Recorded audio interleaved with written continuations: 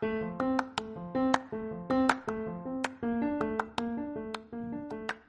you looking to change this year? Today we're talking about how making one small change along with the power of gratitude and prayer can be the catalyst for a powerful transformation. Emily shares that she couldn't take care of others like she wanted until she was in a good place. She says to look for silver linings in your day. So please stick around and enjoy the show.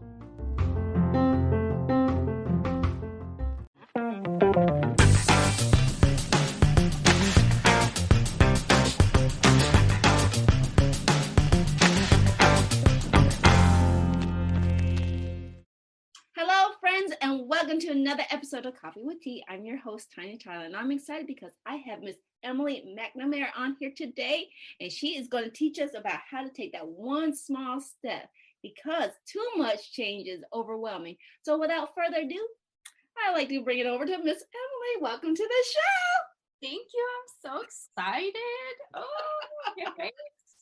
Yeah, so much stuff going on. And so especially this time of year, that's just become my mantra. It just kind of developed. And this year definitely helped with that you can't do everything all at once because then you just want to quit and give up. Right. I mean, yes. That's so yeah. I know I'm going to give you a moment to really dive into who you are and really basically how you've been dealing with this whole COVID-19. So tell a little bit about who you are and what's going on. Well, so me as a person, I resigned from my special ed teaching position after 8 years. I'm a teacher by heart. I have a servant heart. I just want to help. I want to teach, but I wanted to be able to do that without limits. And I just wanted to help people however they needed. And with my own story of how I was helped, just keep sharing the love. So this past year, I went into the school year, with the intent of resigning, and everything was falling into place. The Lord was opening doors, lots of prayer, and this looks like it's going to happen. And then COVID hit. And I'm like, maybe this is not supposed to happen. But even though I tried to kind of resist it at every turn, those doors just kept opening, and it just became clearer and clearer that this was the path I was supposed to take.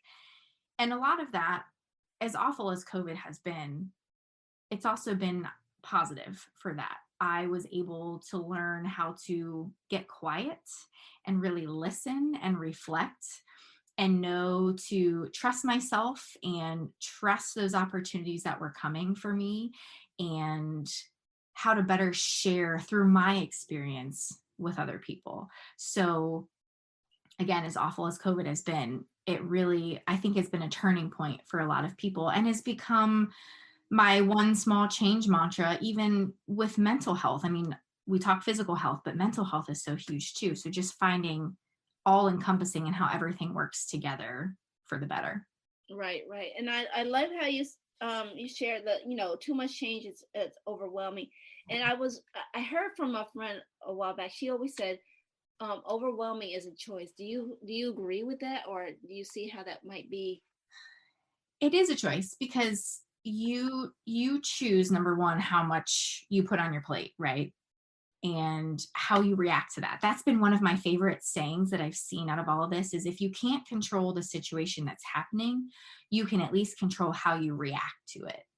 So if you're feeling overwhelmed, and that's how I was when this all started. I mean, it was a huge change and I get overwhelmed with change. But again, in getting quiet and realizing, okay, I have control over this situation to some extent, and I can choose what I take part in and how I react to this situation and make the most of it. So if you're getting overwhelmed, that's always something that I tell my clients is just focus on that one thing, one day at a time. Pick that one thing that's helping you stay focused, stay stable, and then just build on it from there. Right. And I want to, you touched on the fact that you taught special ed, correct?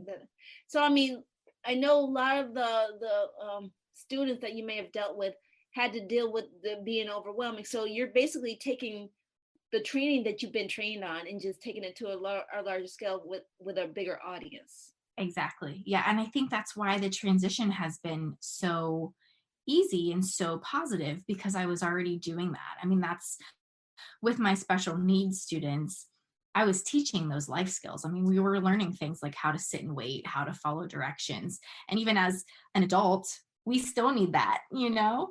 And so it was my calling, and I knew I wanted to stay within that realm, but I wanted a bigger audience so I could continue reaching more people to teach that, because it's just something that is so helpful and that we need to know for everyday life. Right, right. And I love, like I said, it's one small change. So I know taking you're specialized in health and wellness.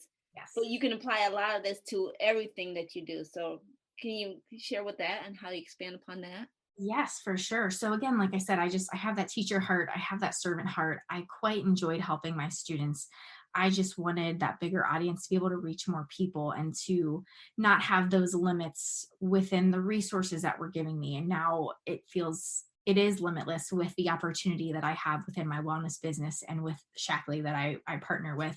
Um, but I knew in my own personal story that as a tired teacher, as a teacher getting sick all the time because you're working around little kids, as a teacher whose stress was causing her some gut issues, that I really just needed to start in this one place. And so as a teacher, that's where my own health journey started. I knew there was something out there, but there was just so much and it could get so loud. And I did, probably too much research and talked to too many people and saw too many doctors. And again, when I got quiet, the Lord brought me the right person. And that's the rest is history from there. The lady that I work with now within my business, but I made myself that one small change in my health, and it just caused this domino reaction that affected everything else in a more positive way. And so coming to that epiphany that taking care of myself is much needed to help other people. I couldn't take care of others like I wanted to do until I was in a good place. And once I got there and I saw those possibilities, then I made that next small change of whatever it was. And then that became a habit. And then I made that next small change. And now I have my story and my experience to share with others to help them through the same thing, whatever it is. Could be physical health, could be mental health, could be financial health.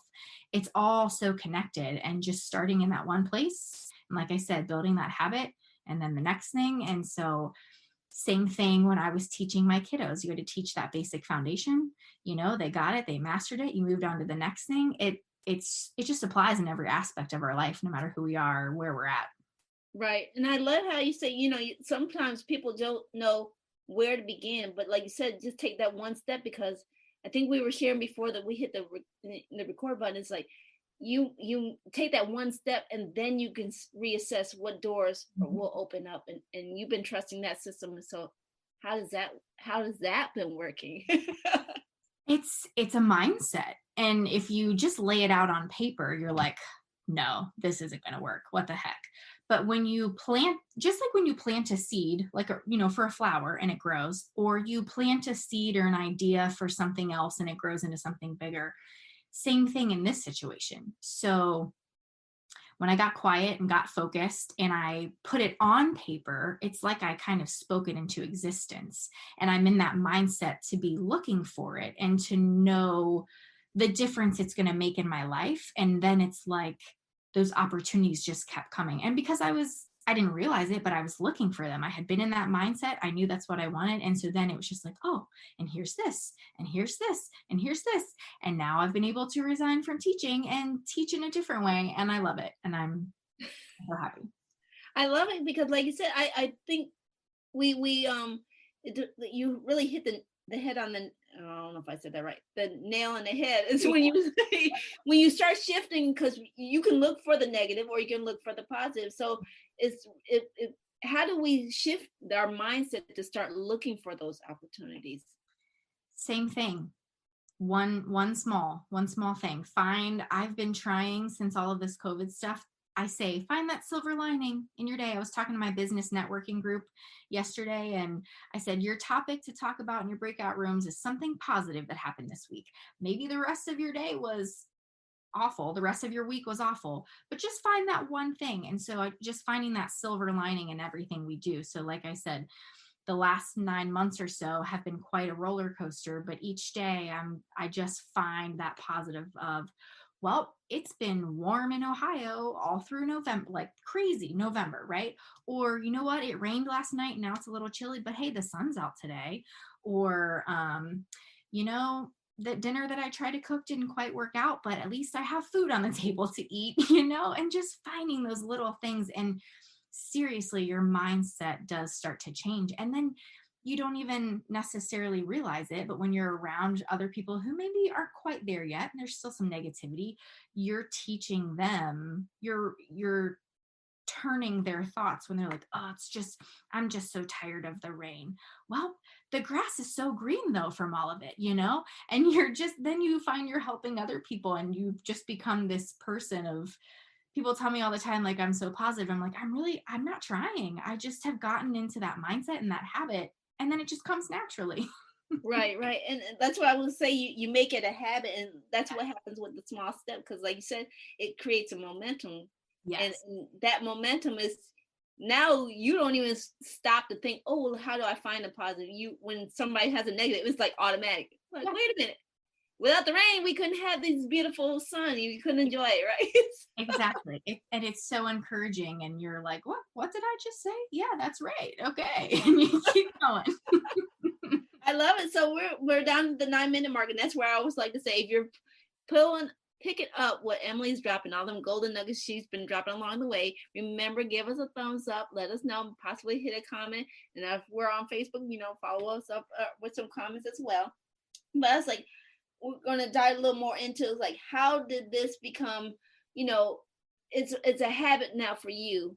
And I know you say it's like one small step and stuff like that, but if somebody's just like, do you journal? I mean, how do you, get it from your head and put it down on paper, like you said, because now you got to put it out. So do you make it a habit to journal? What do you do? That's what I'm saying. I'm not as good at journaling as I would like to be. The thought is always there, and I know it's something positive that I should do because I have so many things to be in gratitude for that I should write down.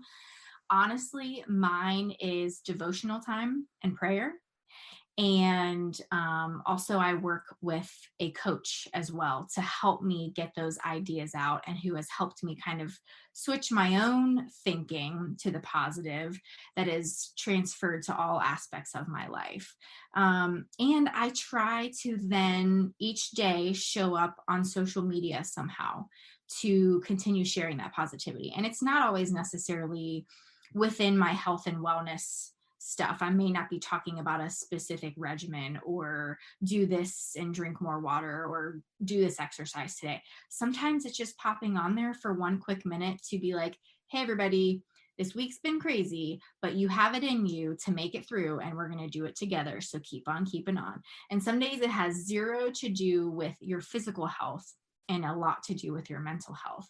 And so showing up on social media consistently every day, getting into the Bible and praying, like I said, that's been the biggest thing that has helped. Just putting that trust in the Lord has been huge. Like I said, opened so many doors. And just continuing to be in search for those people who need that. They may not know that they need it, but it's always something that I'm putting out there in social media or in my prayers, or if I do write a note down, maybe not journal, but put it out there, like, this is who I'm looking for, or this is the video recording I'm going to do today, and it's going to reach who it needs to reach. And by just kind of releasing that and letting it go, then those people start showing up. And I'm like, hey, let's talk. And they didn't even know that they needed me. And now look at them, Right. So what I'm hearing is, and I want to make sure it's like, you're following what you've been called to do. Yes. You don't worry about the outcome of like how many people like it or don't like it or whatever, but that maybe this encouragement that I'm sharing is going to help somebody else. So you took it as a higher level. This is not just, me feeling good, Emily feeling good. This is because I know this is helping somebody, and this is what I'm called to do, right? Yes. And I will tell you, that did not used to be the case, because I am a people pleaser and I want everyone to like me. But when I realized that will never be the case, because everyone is so different and everyone is in a different place, and someone may totally love me and someone may be like, we're tired of hearing from her. again, when I just release that I'm putting this out there because it's been laid on my heart, I have a bigger purpose here. Whoever needs to hear it is going to hear it. Then yeah, it just kind of floods out of me, and the rest is, it just happens. And I feel much less burdened, worried about this and that or the other. I'm just like, hey, it's been placed here, so I'm going to give it to you. Right. I can relate to like I said, because you can get caught up in like, oh my God, I'm going on Facebook, they didn't like me and stuff like that. But you're just like, you have to like learn to say, this is not about them. Because here's a question I'm always asked: would you take your own advice before you give the advice? And if you ain't willing to take your own advice, why are you giving it?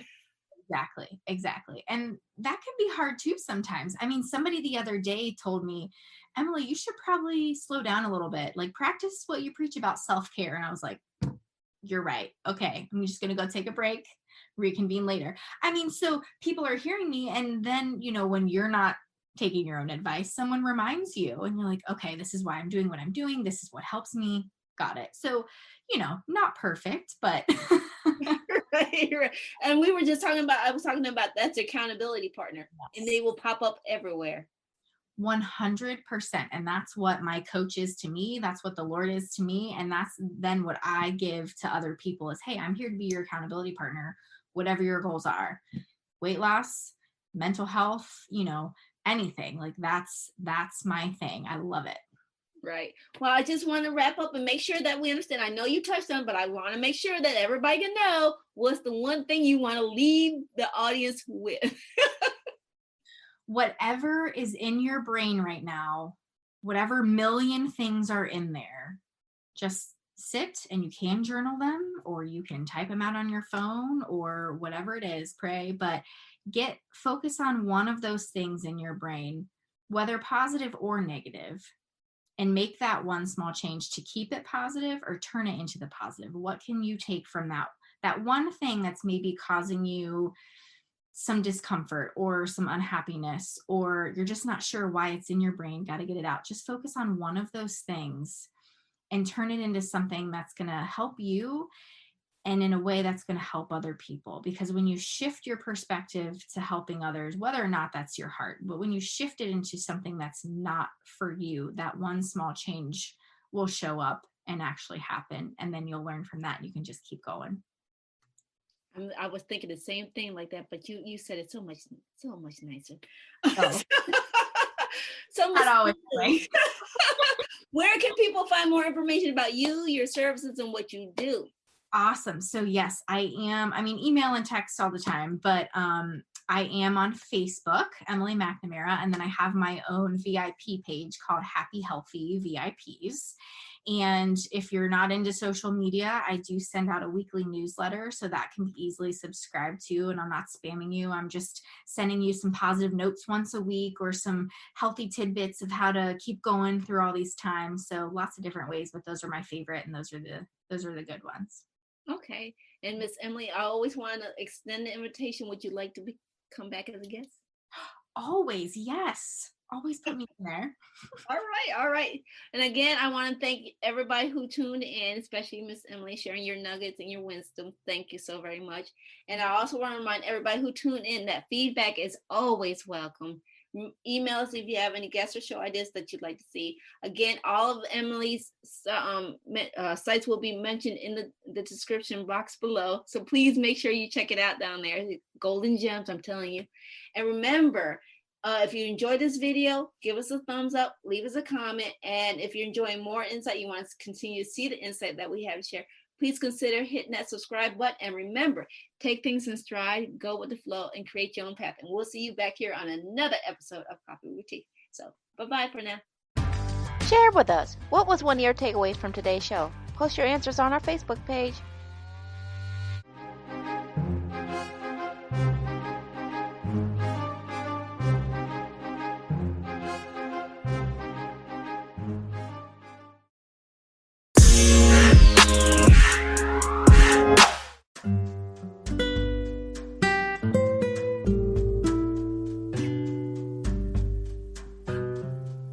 Hi everyone, this is Tonia again, popping in to say thank you for listening to today's show.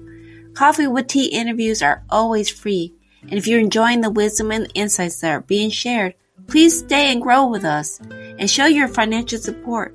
You can buy us coffee or become a monthly supporter. Links are posted in the description box. And again, I wanted to personally say thank you for tuning in.